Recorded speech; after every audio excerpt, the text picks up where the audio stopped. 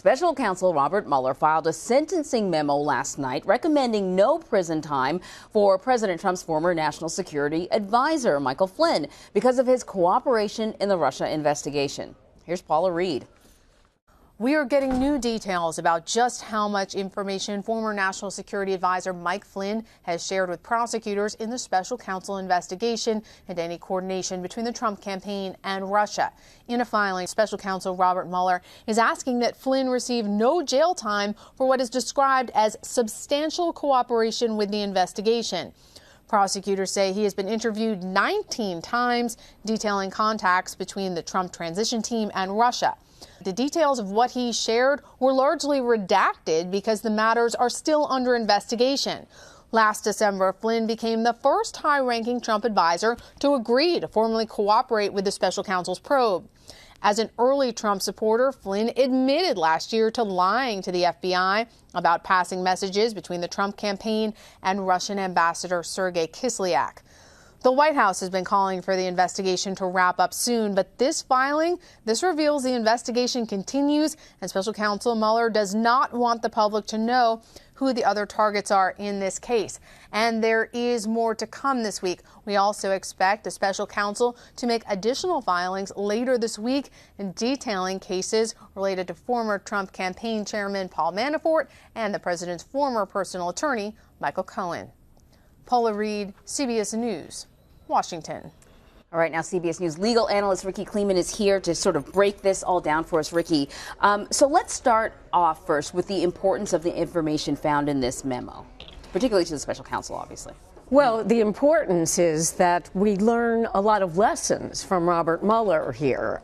What we have is Michael Flynn, who was really one of the first people to come in and to fess up. So when you're first, you get a benefit.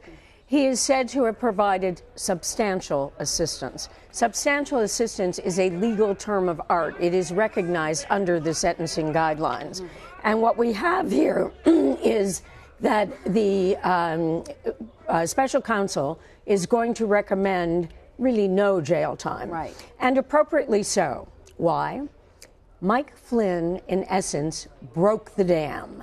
He's the one who opened the door that then showed what was happening at an early time, which could lead Robert Mueller in his investigation. And also, it indicates that, you know, at least Mueller believes that because of his testimony, because he was willing to cooperate, other people cooperated as well, right? So it's sort of a chain reaction. Very fundamental point, right. Because he cooperated so early, he sets an example for other people to join him. What's a 5K? Because this has something to do, it's a special letter that was submitted to the judge. What happens when you render substantial assistance is the government has the ability to write what we call a 5K letter, which is what we call a downward departure from the guidelines. So whatever the guidelines may be, and in here, of course, he got a sweetheart deal of a plea to an information, capital I, and in that information, he was looking at 0 to 6 months. So in looking at 0 to 6 months, the 5K letter, the cooperation letter, substantial assistance, really means that he will be getting, according to the prosecution, should be getting 0 amount of time in jail. So people may not remember, you know, how this all got started with Michael Flynn and why he got fired. So he admitted that he lied about the interactions that he had with the Russian ambassador, right? And that information was then passed on to the vice president, who then spoke on television. I want to play a little bit of what Vice President Mike Pence said, and this is in January of 2017. I talked to General Flynn about that conversation. It actually was initiated when on Christmas Day he had sent a text to the Russian ambassador to express not only Christmas wishes but sympathy for the loss of life in the airplane crash that took place. It was strictly coincidental that they had a conversation. They did not discuss anything having to do with the United States decision to expel diplomats or impose a censure against Russia. Okay, so that's a quick reminder for everyone. And then afterwards, the White House had to backtrack, and the result was that, you know, Mike Flynn, a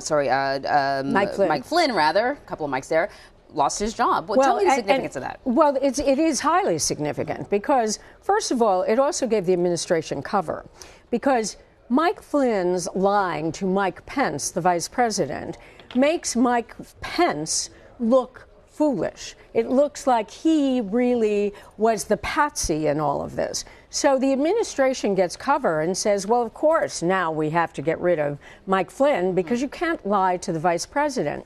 But actually, you have to remember that the administration was warned about Mike Flynn before this time because we go back to, remember, Sally Yates, who was in the Justice Department, and that there was an investigation into Mike Flynn. Right. So Mike Flynn lies to Pence, which I suppose I should do it correctly. Mike Flynn lies to Vice President Pence. Mike Flynn lies to probably other people in the administration, and Mike Flynn lied to the FBI. But once he turns and becomes a cooperating witness, very, very early, very, very fast, it all starts to unravel. Because Mike Flynn is the person who's in the room. He's the person who, during the campaign and during the transition period, he's the person who is going to Ambassador Kislyak, and we're dealing with a whole issue of Russian sanctions. And so he's the messenger. He's the person who's going to make things turn. So this is a highly valuable witness for Robert Mueller, who wants to know what influence did the Russians have, if any, with the Trump campaign? And then, of course, it moves into the Trump transition. Many, many people have been asking since this investigation started, when will it end? And now we see in the sentencing memo huge chunks that have been redacted. They've been redacted, some of those chunks, because of ongoing investigations, including a criminal investigation. Yes, I think that anyone who keeps thinking that Robert Mueller is ready to wrap up certainly is disabused of that notion by looking at this memorandum for sentencing and the addendum. We have Mike Flynn involved in 3 separate investigations, including, as you say, an ongoing criminal investigation. So why is this memo filed with all of the redactions as a public document? Why was it simply filed under seal, which often happens? Well, my assumption, or my best guess, is that Robert Mueller wanted to send a message here. Number 1, we're not done.